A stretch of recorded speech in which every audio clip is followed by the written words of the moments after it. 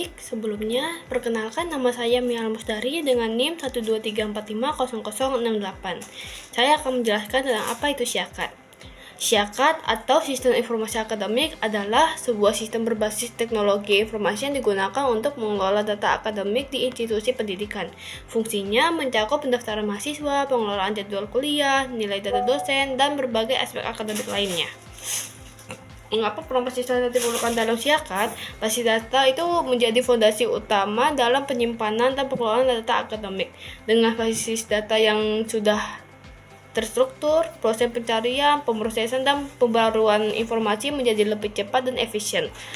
Perancangan basis data yang baik dalam sistem Syakat dapat menghindari duplikasi data yang tidak perlu, memastikan integritas dan keamanan data, memudahkan akses dan pengelolaan data akademik, dan memungkinkan pengembangan sistem yang scalable dan fleksibel. Halo, saya Feby Angelina. Di sini saya akan menjelaskan siklus hidup perancangan basis data, memahami tahapan dan metode dalam merancang basis data yang efektif dan efisien. Siklus hidup perancangan basis data sendiri adalah rangkaian tahapan yang dilakukan dalam merancang, mengembangkan, mengimplementasi, dan memelihara basis data agar dapat digunakan secara optimal. Nah, proses ini sangat penting untuk memastikan bahwa basis data yang dibuat tidak hanya berfungsi dengan baik, tetapi juga dapat diandalkan dalam jangka panjang. Lalu, tujuan siklus hidup basis data sendiri, yang pertama menjamin data yang tersimpan memiliki struktur yang baik dan efisien, sehingga struktur data yang baik memungkinkan penyimpanan dan pengambilan data menjadi lebih cepat dan akurat. Yang kedua, memastikan keamanan dan ketersediaan data, sehingga integritas data menjamin keakuratan dan konsistensi data, sementara keamanan melindungi data dari akses yang tidak sah. Yang lalu, ketersediaan data memastikan bahwa data dapat diakses kapan saja saat dibutuhkan. Lalu yang ketiga, memudahkan akses, pengolahan, serta pengelolaan informasi. Dengan struktur data yang baik, penggunaan dapat dengan mudah mengakses dan mengelola data, serta melakukan pengolahan informasi yang diperlukan. Selanjutnya, metode yang digunakan dalam perancangan basis data, pertama ada metode tradisional, yaitu menggunakan metode pendekatan manual dalam menganalisis, memodelkan, dan mengimplementasikan basis data. Metode ini sangat cocok untuk proyek yang kecil dengan kompleksitas rendah, tetapi membutuhkan waktu dan usaha yang lebih besar. Lalu yang kedua ada metode Barker. Di sini pendekatan sistematisnya yang mencakup strategis, analisis, perancangan, pembangunan, dokumentasi, transisi, dan produksi. Ini membuat metode ini sangat terstruktur dan cocok untuk proyek yang besar dengan banyak pengolahan tahapan yang dikelola. Yang ketiga ada metode Adaptive. Nah, pendekatannya ini lebih fleksibel dengan tambahan tahapan seperti pengujian dan pemeliharaan setelah implementasi. Nah, metode ini memungkinkan adaptasi terhadap perubahan kebutuhan selama proses pengembangan. Sehingga pemahaman yang baik tentang siklus hidup perancangan basis data dan metode yang digunakan akan membantu dalam menciptakan basis data yang efisien, aman, dan mudah dikelola. Dengan mengikuti tahapan dan metode yang tepat, kita dapat memastikan bahwa basis data yang dibuat tidak hanya memenuhi kebutuhan saat ini, tetapi juga siap untuk menghadapi tantangan di masa depan. Sekian.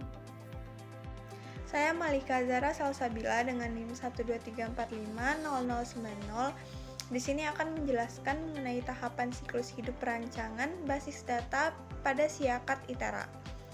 Ada beberapa tahapan siklus hidup perancangan basis data pada Syakat ITERA, yaitu yang pertama ada analisis kebutuhan, di mana kita mengidentifikasi kebutuhan pengguna utama seperti dosen, mahasiswa, dan admin akademik, menganalisis jenis data yang dibutuhkan dalam sistem seperti data mahasiswa, mata kuliah, nilai, jadwal kuliah, dan juga dosen, memahami alur proses akademik seperti pendaftaran mata kuliah, pengisian nilai, dan monitoring akademik. Lalu ada juga wawancara dengan stakeholder untuk memastikan sistem dirancang sesuai dengan kebutuhan akademik. Tahapan yang berikutnya yaitu pemodelan data. Di sini menggunakan Entity Relationship Diagram atau ERD untuk mendeskripsikan hubungan antara entitas dalam basis data. Lalu selanjutnya kita menentukan entitas utama dalam sistem seperti mahasiswa, dosen, mata kuliah, nilai, jadwal, dan juga fakultas. Menetapkan atribut untuk setiap entitas seperti nama mahasiswa, NIM, nama mata kuliah, SKS yang diambil, lalu ada juga nama dosen. Selanjutnya, menyusun relasi antar entitas untuk memastikan integritas data dan menghindari duplikasi. Lalu, ada juga contoh hubungan yang terjadi dalam siakat seperti mahasiswa mengambil mata kuliah, dosen mengajar mata kuliah, lalu nilai diberikan kepada mahasiswa oleh dosen. Di sini saya akan menjelaskan mengenai perancangan logis, yaitu ini merupakan tahap ketiga dari rancangan siklus hidup dari kasusnya di sini siakat. Itu kita menggunakan kunci utama, contohnya menyimpan informasi di tabel mahasiswa, informasi NIM, nama, program studi, dan di tabel metode seperti kode mata kuliah, nama mata kuliah, SKS, dan di tabel KRS menghubungkan mahasiswa dengan nilai yang diambil setiap semester. Dan perancangan prinsipnya yaitu melakukan normalisasi. Untuk proses ini bertujuan untuk mengurangi fragmentasi data dan memastikan integrasinya dengan memecah tabel yang cukup besar menjadi beberapa tabel yang lebih kecil untuk menghindari duplikasi data. Ya, membuat indeks. Indeks ini misalnya menambahkan pada kolom NIM di tabel mahasiswa atau pada kolom kode mata kuliah di tabel mata kuliah. Perkenalkan, saya Kamila Karisa Putri dengan NIM 123450035.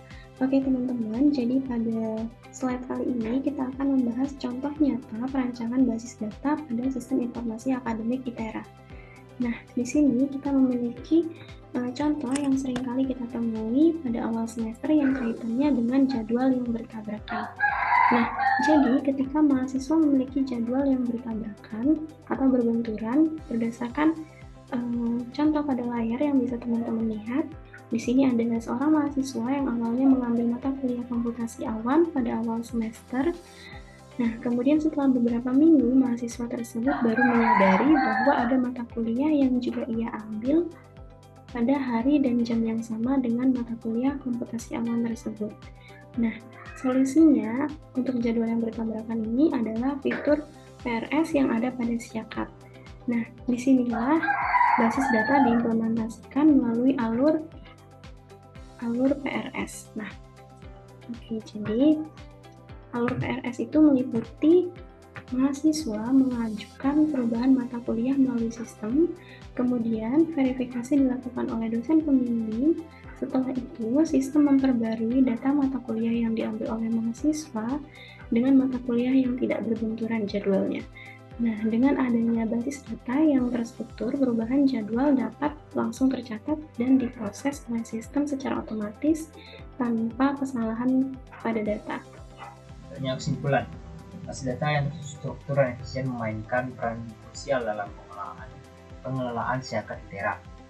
Dengan menerapkan siklus hidup rancangan basis data dan pengembangan sistem menjadi lebih optimal melalui tahapan analisis kebutuhan, pengambilan data, normalisasi hingga implementasinya dalam perancangan fisik. Implementasi basis data yang baik menggunakan pengolahan data mahasiswa, dosen, mata kuliah menjadi lebih efektif serta meningkatkan keamanan informasi akademik. Pemeliharaan dan pengujian rutin diperlukan untuk menjaga kinerja sistem agar tetap relevan dan responsif terhadap perkembangan akademik. Dengan pendekatan ini, sekretariat dapat menerima dan sesuai kebutuhan institusi dan bank.